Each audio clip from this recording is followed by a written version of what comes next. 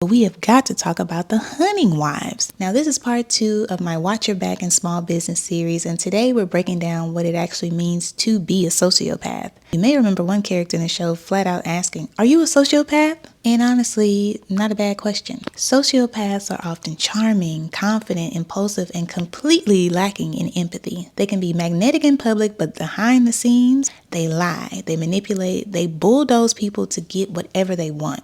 And here's what you really need to understand. They don't just wake up one day acting this way. This type of behavior develops early on. They learn how to twist stories, push boundaries, and play people from childhood. By the time you meet them as a friend, coworker, or business partner, they've already had a lifetime of practice. They've sharpened their skills by manipulating people their entire lives. So while you're sitting there thinking, how on earth did I fall for this? It's not because you're naive.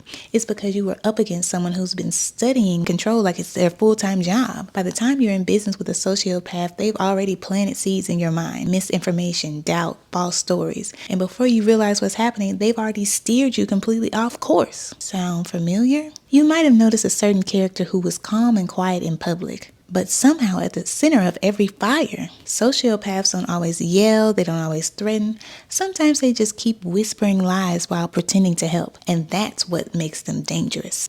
If you've ever worked with someone like that or trusted one, you know how confusing and damaging it can be. That's why I'm doing this series, not to spoil the show, but to help you recognize the real thing. Because once you've seen it clearly, you can't unsee it. Come back for part 3 where we discuss the narcissist. Let's talk about the difference between confidence and manipulation wrapped in praise. Be sure to follow if this series is starting to feel a little too familiar.